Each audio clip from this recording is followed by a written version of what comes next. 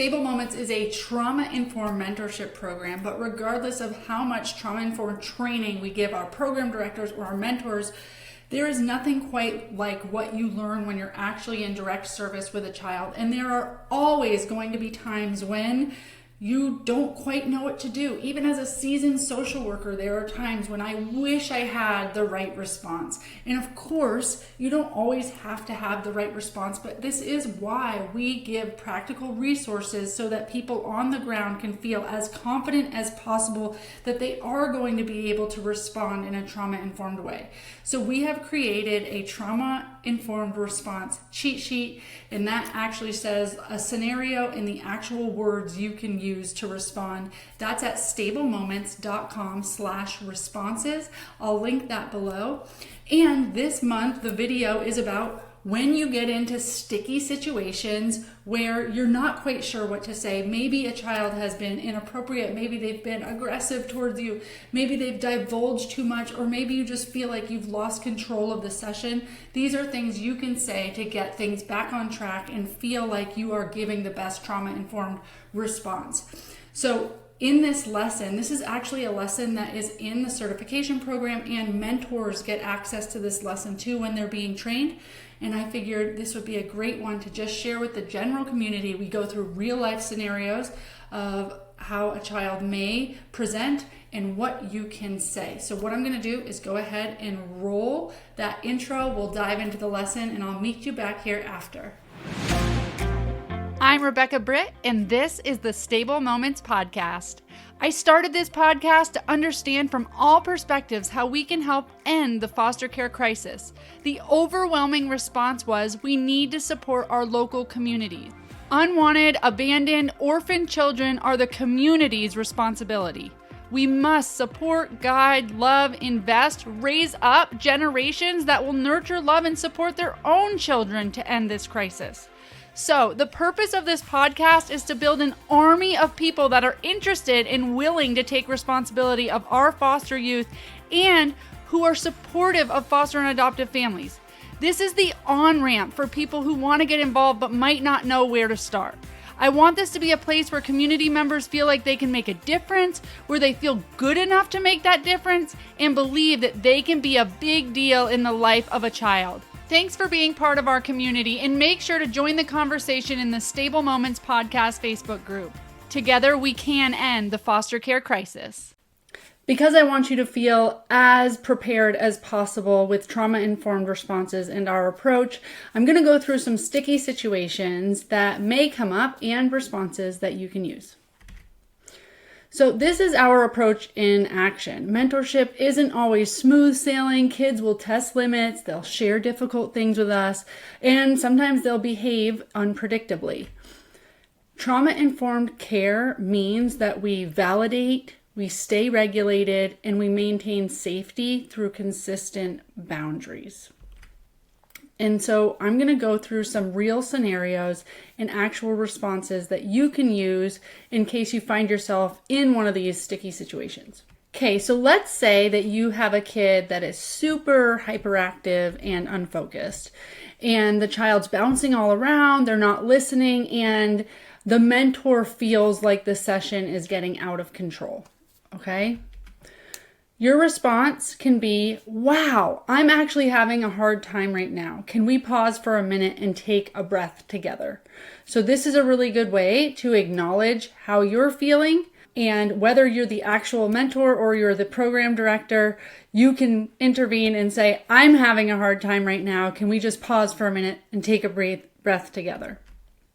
For kids that are hyperactive and unfocused or kind of all over the place, they're often, like, you've probably given them some directives, right? And they're not listening. So you're saying like, okay, let's do this first. And they're just not listening, and they're motoring on through the activity. Let's say you're doing like an arts and crafts activity and they're using way too much glue, and then they're like being erratic with the scissors. Okay. So if you're like, whoa, this is a lot, I'm having a hard time right now, can we take a break? Something that might be really good is something physical. So rather than like, can we take a break and do breaths or something calming, that might not work for a kid that is obviously having a lot of energy and needs to get that out. So going and doing something physical, and this can just be like taking a lap around the building. This can be running up and down the stairs. You can do an actual activity, like maybe we have too much energy to be doing this right now. Do you want to go play baseball? Do you want to do tally toss? Do you want to do something that is using our bodies? You may want to do some of the grounding activities. So like the head to heart activity, there's also sensory safari, which would allow children to get back into their bodies and regulate themselves. But like I said, it might be too much to ask or actually make the kid feel like a pressure cooker or under pressure. If you're like, let's breathe, let's calm down before going and getting that energy out.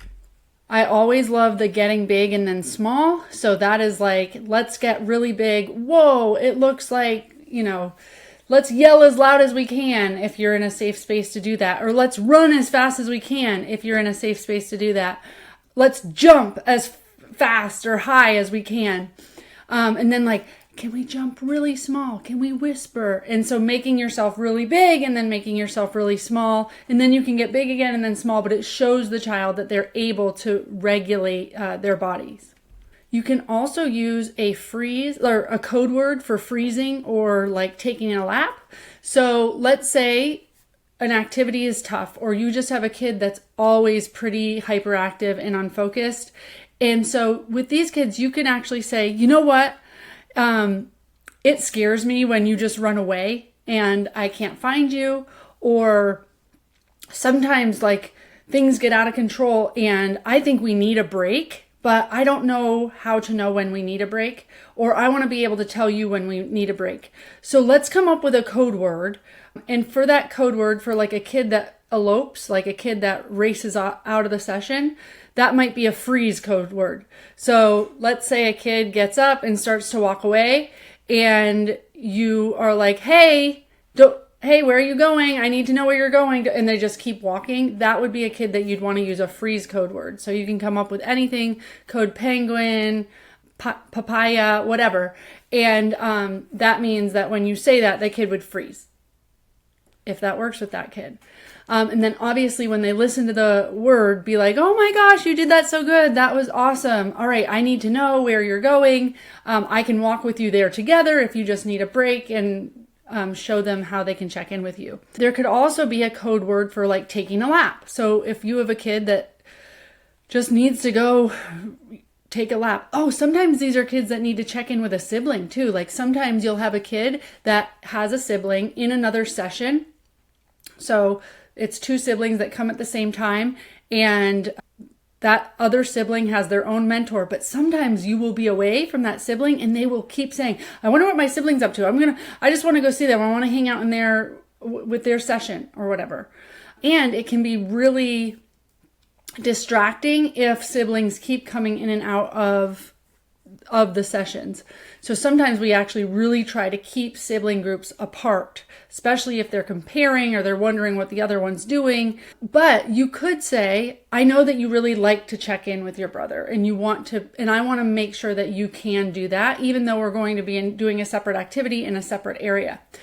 But we can say a code word, and that can mean that you can run and you can just check in real quick, say hi, wave, and then you got to come right back.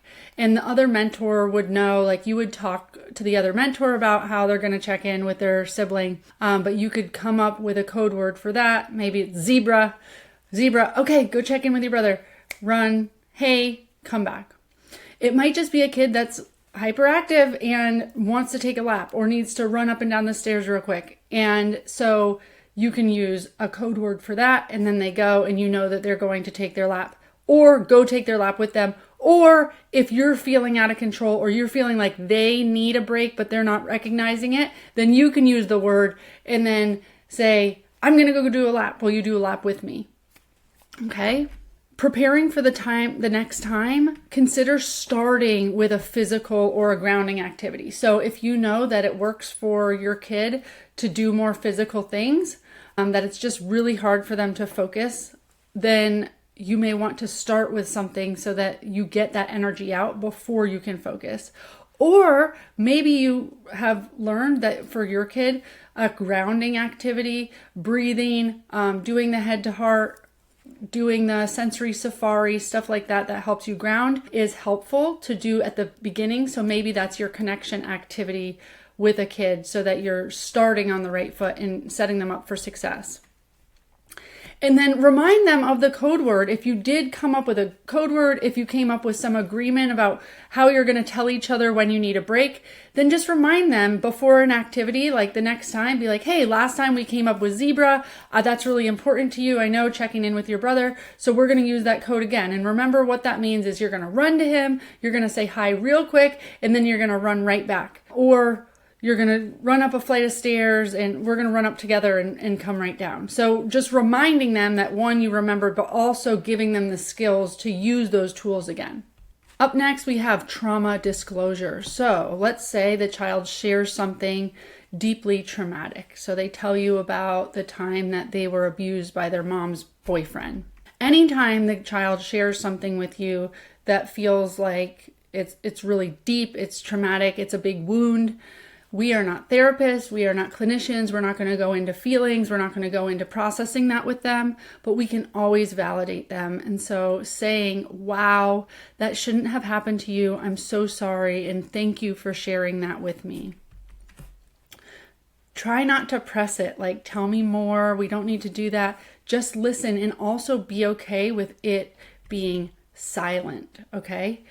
And one activity, you can just let it be silent. Like, I'd love you to they'd share something with you, you say, wow, thank you for sharing that with me. And then you continue on with the activity. You transition to another activity. Hey, did you want to follow, keep going with your plan? Or do you want to keep going with this activity? Do you want to switch to something else? If you feel like something keeps coming up or something is really bothering the child, then the let it go activity is a great thing that you can bring up. So you can say, hey, there's a let it go activity that actually helps us let go things that are bothering us. I can tell that this is really bothering you today. Would you like to do this activity? I actually have some things that are bothering me. We could do it together. Okay. If you encounter allegations of abuse, so that would mean not that they just share something with you that's traumatic, that's happened in the past, but they actually say, right now something happened. Their foster parent, their guardian has done something to them or abused them in some way. I want you to say, thank you for trusting me. I may need to let someone know so we can help keep you safe. Okay, so that is like, thank you for telling me that. You can always trust me. I might actually have to let somebody know though, especially if it's something that rises to the level of abuse, so that we can help you keep you safe.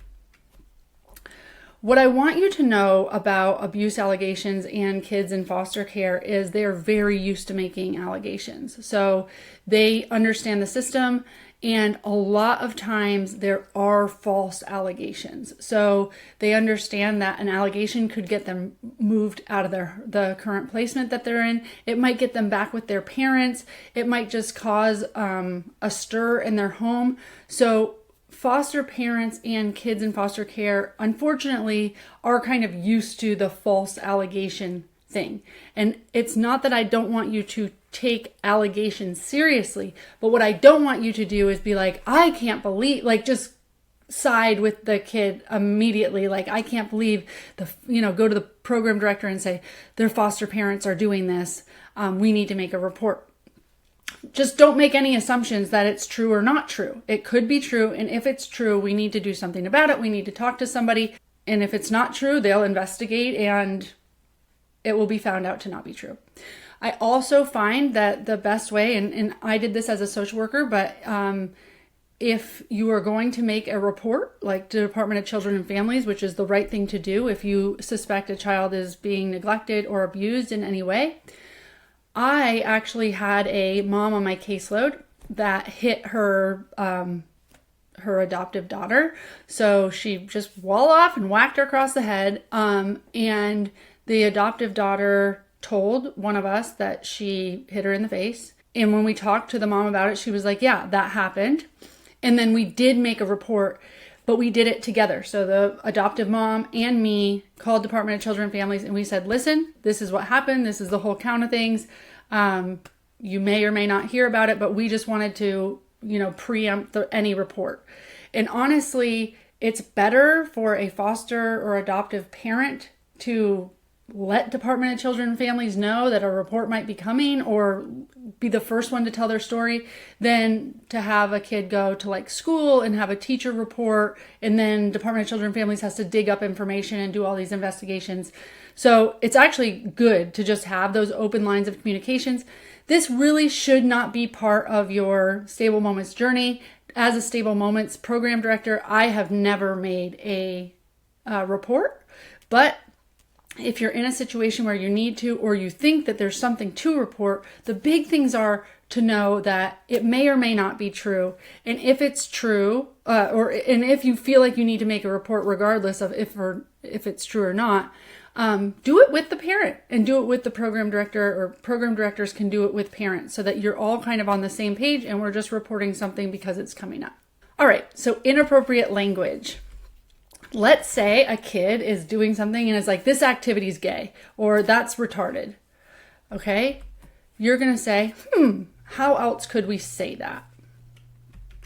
If they push back and like, well, you're stupid, or that's how I talk, you can say, I appreciate that this is how you talk with friends, but here we practice language that's kind and respectful. You'll need to do that at a job someday, so this is good practice. Maybe we can come up with some of our own fun words.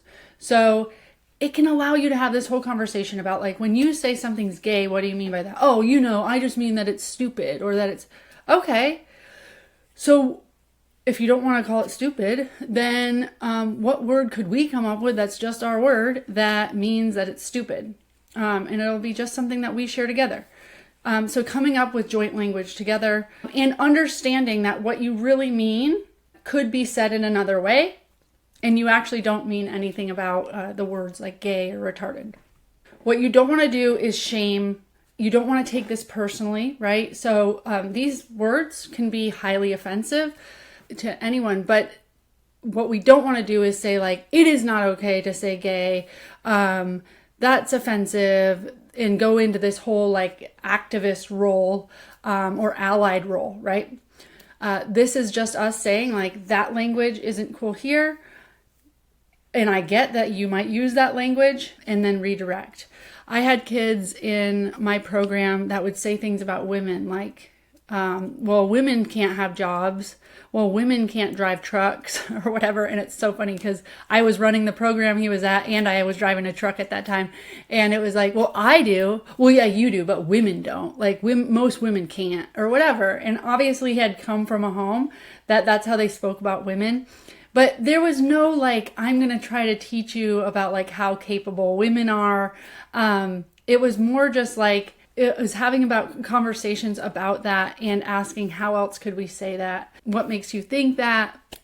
Okay, so really trying not to take inappropriate language offensively, and understanding that they're just from a background where that's normal to use that language, but we're not going to use it here. So it's not a shaming thing, but it's redirecting to what can we say? How can we communicate? All right, if you have a kid that is lying, so let's say that a child lies about something obvious, like they say, yeah, I already cleaned up, when they didn't. So you've told them to go clean up an activity or whatever, and then they said, I did, I put it away, and then you go back and you see that they didn't. So your response can be, it's okay to make mistakes. I'm not upset about the mess. I just need us to be honest with each other so that we can trust one another. And then you can suggest, like, let's clean it up together. Then next time you can show me that you've got it on your own.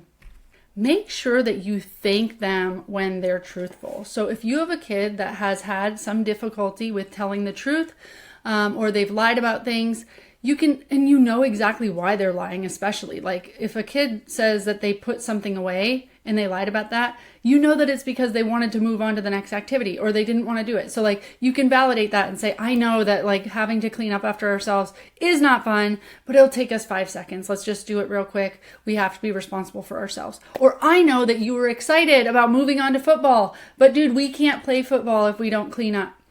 So if there is a time that you ever catch them when they're truthful, like, let's say next time you say, oh, did you put your stuff away? And they said, I did. And then you check and you saw that they did.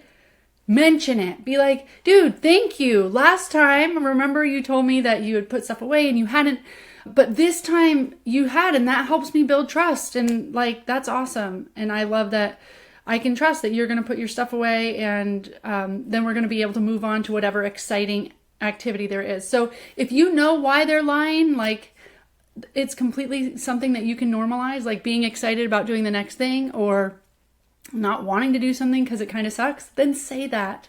And that it's okay that we feel that way, completely normal to feel that way, but we still need to do what we say we're going to do. And then always honoring them for doing that, for telling the truth. And you may need to just find a whole bunch of times that they do tell the truth and be like, see right there, you told the truth. That was awesome. I love it. I love the honesty. And really start valuing honesty. And when you bring up honesty and say, I love the honesty, and you show them what honesty is and you keep talking about honesty, then they start getting it and then they start valuing it. Okay, honesty is like this thing, but it's like helping me build this relationship. So I guess that's what this is built on. So I'm going to stick to it. Stealing. So let's just say an item goes missing.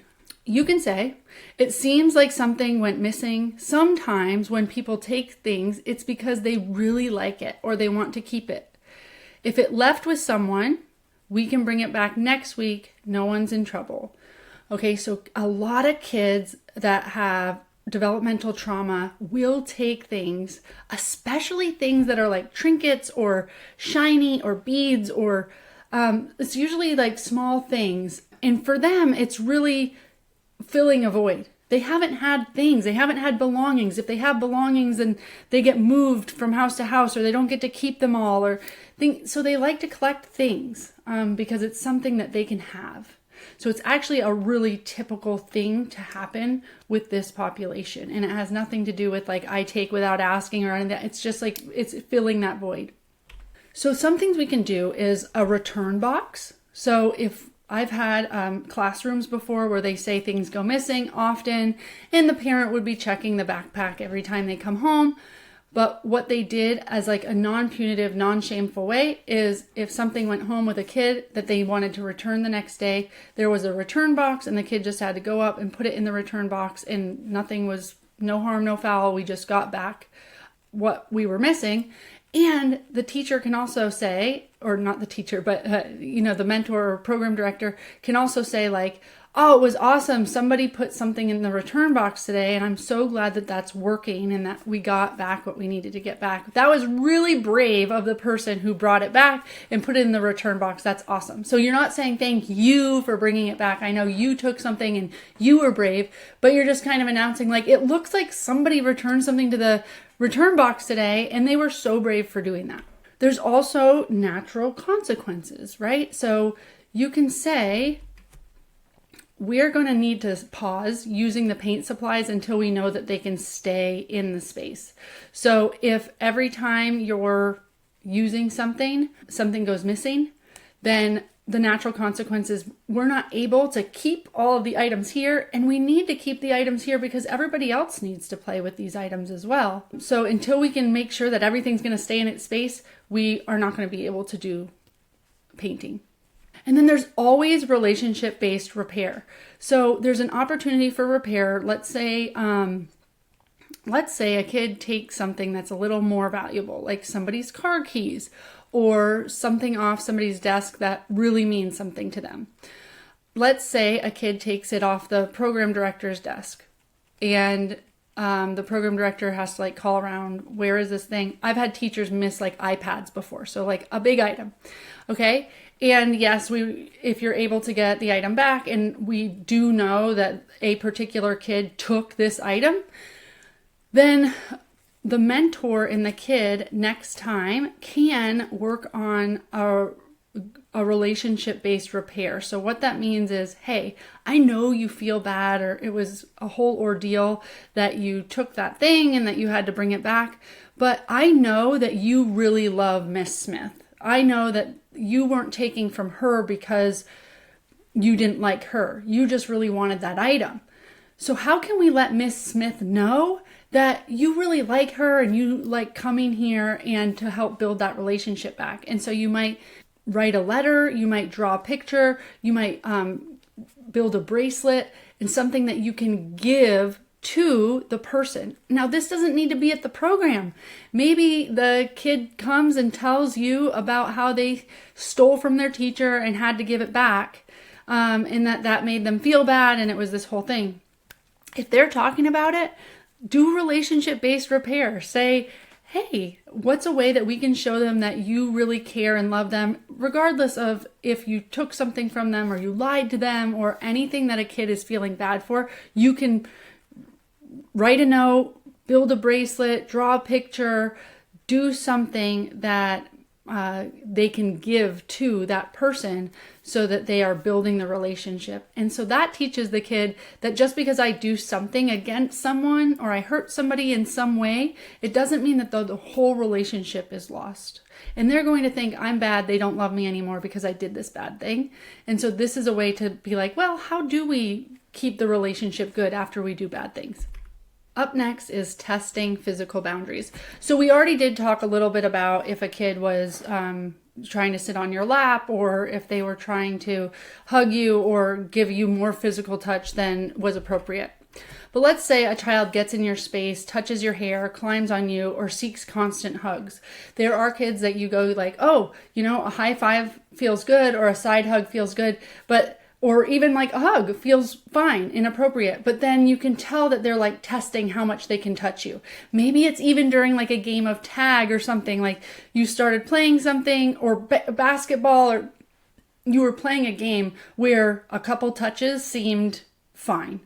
And then you can just tell that they are seeking physical touch, and it's becoming too much. So you can say, I love spending time with you and I need a little bit more space right now. Let's come up with a special handshake or a fun way to say hi that feels good for both of us. If you were playing a game like tag or basketball or something like that, and they couldn't play it without touching you, you can say, how can we play this without touching each other? And it's not like a resistant, like, I don't want you to touch me. It's just like, let's see how we can play this where our bodies don't touch each other. So it's more of a curious. But yes, let's come up with a special handshake or a fun way to say hi that feels good to both of us. So then you could come up with the special handshake. And if they want to do the special handshake 5 times throughout the session, that's fine. It's something that you guys have agreed on that feels good to both of you. Avoid pushing the kid away or reacting harshly like, hey, don't touch me like that. Or even just like a bunch of shrugging away. Like, say it. Acknowledge that this is making me uncomfortable.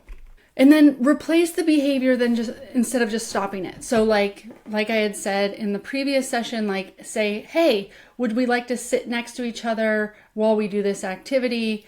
Rather than just like, you can't sit on my lap. Well, where can we sit? I'd love to sit across from you so I can see your eyes while we do this activity. Or let's sit next to each other while we do this activity. Or doing the handshake instead, rather than just saying, don't touch me like that. What can they do? Because they are likely just trying to connect with you. And so you want to give them that without crossing any physical boundaries. All right, there might be times when kids ask personal questions, really personal questions, like, do you have sex with your boyfriend? How many rooms are in your house? Can I live with you someday? Okay. And you can respond, that's an interesting question. What makes you ask that? Or what do you think about that? When a kid asks a question that is personal or prying, it is almost always about them. So a young girl that asks about, do you have sex with your boyfriend? Very likely is wondering about the timing of like when it's appropriate for her to have sex. So what we can do is actually speak to, it sounds like you have some questions that you would like to get answered, and who can we talk to about that? So it doesn't need to be you answering the questions, and you can say like, who's a safe person for you to talk about that to? Or what does your mom think about that? Or what does your foster mom think about that? Or what do you think your teachers would say about that? And just see what they have for their own answers rather than answering the question, right? So you don't need to answer the actual question, but speak to what you think they're asking. A lot of times kids will ask about how many rooms are in your house or how big is your house. And it's very normal for you to be like, oh, it's not bad. it's 3 bedrooms, and then they ask like, oh, well, who lives there? Just you? Well, just me and my husband. Oh, so you have 2 empty rooms? Yeah, well, we use one as an office, and then you give all this information, and to the kid, it's saying they've got an extra room and they could probably adopt me.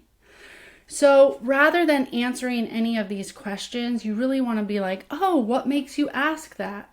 Or tell me about your house, so that you can put it back on them. Even if they come right out and say like, can I live with you, or will you adopt me someday?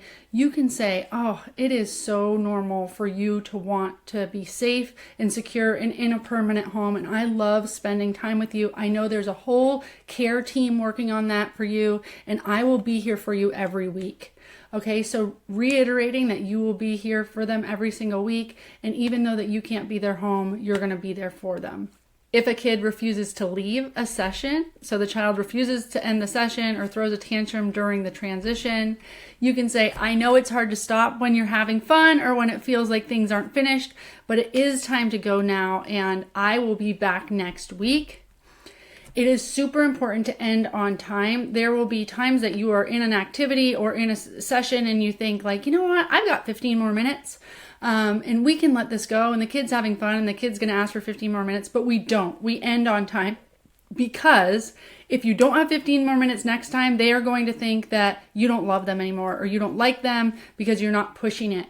Or they're going to keep trying to push it longer and longer, and now sometimes you're staying 2 hours. A lot of times there's other sessions, or the facility needs to do things or move on. So they have booked 1 hour. We've got to stick to that time, and the kid can get used to having 1 hour, but it's their special time every single week, so you will see them next week. Anytime you just let things go a little bit, they're going to be expected every time. And then when you can't do it one time, it says to the kid, well, you're not valuable this time. I actually have to leave because something more important than you is on my schedule. So we don't want to do that. You are going to give a full hour to them every week, and that's all you're going to give. For some kids, you may want to do countdowns, like we've got 15 more minutes left, we've got 10 minutes left, 5 minutes left, especially for younger kids that transitions are tough. You might come up with a closing ritual. So like, okay, every time that we're ready to close, we're going to do 3 deep breaths, and then we're going to pick a word to carry us through to next time. And next time you better remember the word or whatever. So you could come up with something that you do every single time. It might be like we swing on the swing for a full minute. If there's anything that you do every single time, it helps kind of put a punctuation mark on the end of the session. And then the mentor can always just leave the session. So we're done the session. We've gone to deliver the child back to the guardian or program director, and we are leaving. So the mentor actually goes into the mentor area or wherever they're doing their activity log, and they have left the session. So even though the kid and the program director and parent are still there, maybe talking, maybe doing stuff, or the parent's lingering or whatever, the mentor has left the session. So the session's over. So I know responses can be tough. So I have a trauma-informed response cheat sheet, and this shows like the situation and then the response you can use. So you can take this cheat sheet with you or just practice these.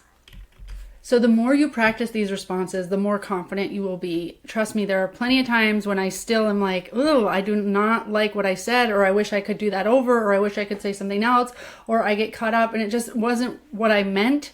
So again, those are opportunities for repair. You can always go back and say, I don't really love how I responded, and this is how I wish I had responded. But also don't be overwhelmed or like, I'm not going to get this right, or feel like you need to say things verbatim. These are just suggestions to get you in the headspace of saying something that's validating, that's curious, that's empathetic. Okay. So that's really, I imagine you are empathetic anyways, and you know how to be validating. Okay. So just whatever you probably already have in your heart is good enough. This is just some guidance, because you can wonder, like, what would I say in this situation? That, especially if a kid's like, will you adopt me? Like, that's a big question, okay? And you can say, that's a big question. Wow, I'm so glad you asked it. I totally know why you would want to ask me that, and you want somewhere safe and secure. I know you have a whole team working on that for you, and I want that for you as well. I'm so excited to spend every week with you, and I will be here every week to support you. So just keep practicing and you'll get more confident. And I am going to say it. When you are in doubt, ask AI, okay? So you can actually put into AI or ChatGPT, I am a mentor to a child in foster care with developmental trauma. And then insert a scenario, say the whole thing. I was working with this child today and they said to me this, and then I got really overwhelmed. This is what I said, or I didn't know what to say. How could I respond to this in a trauma-informed way? And just see what it says. I mean, it will give you some responses and say, can you give me 3 more options? 3 more options of what I could say. And just see what it says, because a lot of times it just sparks ideas that you can then spin off of, and you'll figure out which one sounds right to you, okay? But yeah, the reason I like AI is because I just gave you like blanket situations, but everything is so nuanced. And with AI, you can say, okay, but very specifically, the kid told me about this. Then I felt weird because I didn't want to bring this up because I know this about his history. And then he did this, and you can give it all the details, and it's going to make a specific recommendation based on those details. Whereas in a training course like this, I won't know the exact situations you're in, nor will I know your exact feelings, and you can be very honest with AI about that. I hope you enjoyed that lesson on sticky situations and how we can respond. You can grab your free trauma responses cheat sheet at stablemoments.com/responses. And Stable Moments is now open to community-based organizations, schools, churches. If you would like to see more about our model and exactly how we work, go on over to stablemoments.com and you can check out our free webinar. Thanks so much, you guys. Until next time.